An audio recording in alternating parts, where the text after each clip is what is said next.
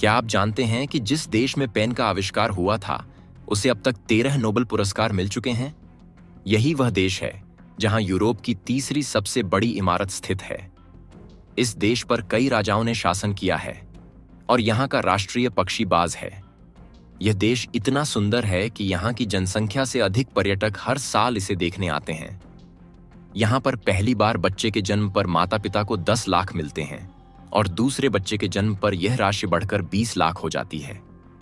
यहाँ महिलाओं की संख्या पुरुषों से ज्यादा है और तीसरे बच्चे के जन्म पर फिर से 10 लाख मिलते हैं।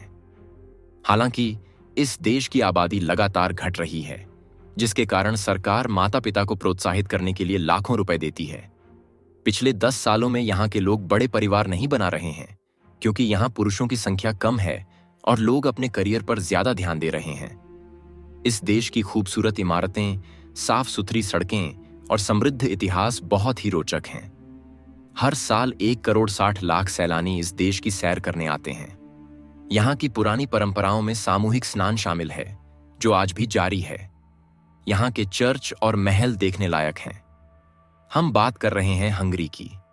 वीडियो में आगे बढ़ने से पहले इसे एक लाइक कर चैनल को सब्सक्राइब करें और बेल आइकन दबाना ना भूलें, ताकि हम ऐसे ही और देशों से जुड़ी वीडियो लाते रहें और उनकी नोटिफिकेशन आपको मिलती रहे। यह है हंगरी, यूरोप के नक्शे के बिल्कुल बीचों बीच। इस देश में पिछले कई सालों से जनसंख्या का ना बढ़ना परेशानी की बात रही है, जिस वजह से यहाँ पर काम करने और रहने के लिए दूसरे देशों से आए हुए लोगों की गिनती लगातार बढ़ती जा रही है। कम जनसंख्या मतलब कम काम करने वाले लोग, जिससे देश की कमाई भी कम होती है। इसीलिए हंगरी में बहुत से ऐसे लोग हैं जो यहाँ के मूल निवासी नहीं हैं।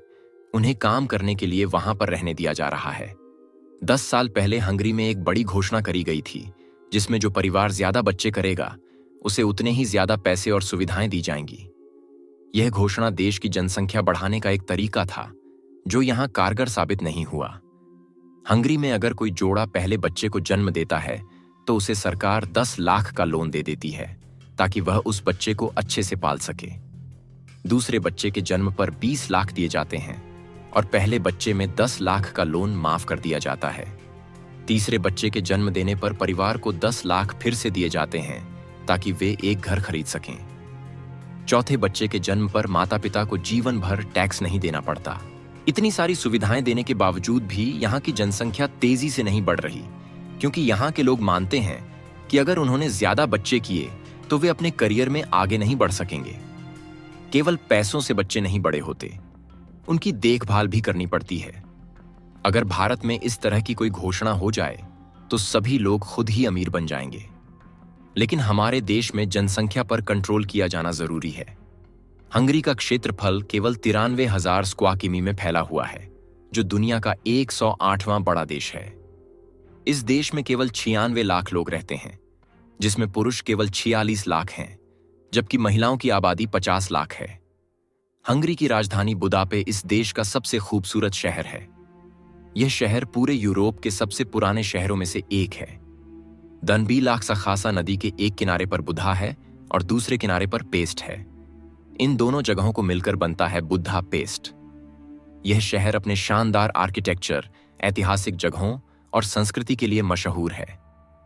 यह है हंगरी का संसद भवन, जो यूरोप की सबसे बड़ी संसद भवनों में गिनी जाती है। इसका डिजाइन 11वीं शताब्दी की इमारतों के आधार पर बनाया गया है, जिसे गॉथिक कहते हैं। इसमें गुंबद शामिल है, बड़ी बड़ी खिड़कियां हैं जिनके शीशे रंगीन हैं और दरवाजे की शेप थोड़ी अलग है। इस तरह की इमारतें केवल हंगरी में ही देखने को मिलती हैं। यह है बुधा कस्टल, जो एक यूनेस्को की वर्ल्ड हेरिटेज साइट है। इसे पुराने रॉयल पैलेस के हिल टॉप पर बनाया गया है। यहां से खड़े होने पर पूरे शहर का नजारा देखा जा सकता है। यह एक समय में यहाँ के राजाओं का घर हुआ करता था। कई अलग अलग राजा यहाँ रहे, जिन्होंने इसे अपने अनुसार फैलाया और खूबसूरत बनाया। इसे बनाने की शुरुआत 13वीं शताब्दी में हुई थी। साल 1987 में यूनेस्को ने इसकी देखरेख की जिम्मेदारी उठाई। इस कैसल के अंदर हंगेरियन नेशनल गैलरी भी है, जहां देश की चित्रकारी और कला देखने को मिलती है। इस गैलरी के अलावा कैसल में एक म्यूजियम भी मौजूद है, जिसमें इसके इतिहास को संजोकर रखा गया है। यह है जैन चिन बाथ, जिसे आमतौर पर हंगरी के लोग थर्मल बाथ कहते हैं। इसमें लोग इकट्ठे होकर गर्म पानी से नहाते हैं। यह स्नान घर नेचुरल थर्मल स्प्रिंग से पानी लेते हैं जो जमीन के नीचे गर्म होता है। इस पानी में कई तरह के मिनरल्स मौजूद होते हैं जो शरीर की चमड़ी के लिए फायदेमंद हैं। लोग इस गर्म पानी से घंटों नहाते हैं और आराम करते हैं। इस स्नान घर के बाहर एक गार्डन भी बना हुआ है जहां लोग अक्सर नहाने के बाद जाते हैं। इस तरह के स्नान घर हंगरी में हर जगह देखने को मिलते हैं, जैसे गैलिक बाथ और रूद्स बाथ। यह रूद बाथ 425 साल पुराना है, जिसे 16वीं शताब्दी में शुरू किया गया था। यह है हंगरी की सबसे बड़ी और यूरोप की दूसरी सबसे बड़ी नदी, जिसका नाम है दनबीलाक्स खासा जाती है।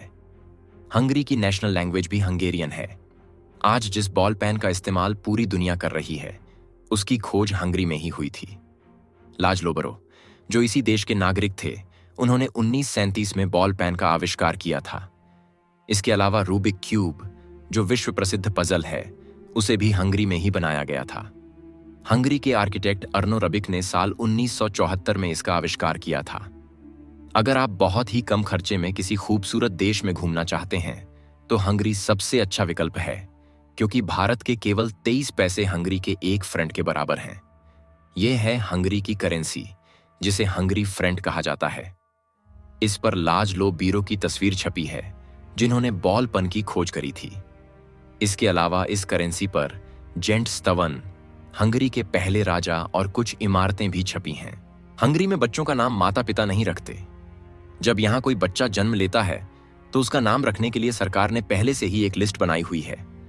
माता पिता इस लिस्ट से बच्चों के लिए एक नाम चुनते हैं और फिर उसे हंगरी एकेडमिक साइंस के पास भेजा जाता है। अगर नाम स्वीकार कर लिया गया, तभी आप उस बच्चे का नाम रख सकते हैं। हंगरी एक लैंड लॉक कंट्री है, यानी इसके चारों तरफ कोई ना कोई देश मौजूद है। हंगरी के उत्तर में स्लोवाकिया, पूर्व में यूक्रेन, दक्षिण पूर्व में रोमानिया, दक्षिण दिशा में सर्बिया, दक्षिण पश्चिमी छोर पर क्रोएशिया, पश्चिम में स्लोवेनिया और उत्तर पश्चिम में ऑस्ट्रिया है। हंगरी में एक रेलवे स्टेशन ऐसा भी है जहां 10 से 14 साल के बच्चे टिकट काउंटर पर खड़े होते हैं और टीटी का काम भी करते हैं। इसे चिल्ड्रन रेलवे कहते हैं। यह रेलवे लाइन राजधानी बुदापे के पास बुद्धा हिल्स में मौजूद है। यह बच्चे एक ट्रेनिंग कोर्स के बाद यहाँ अलग अलग रोल संभालते हैं, जिसमें उन्हें रेलवे की बेसिक जानकारी दी जाती है।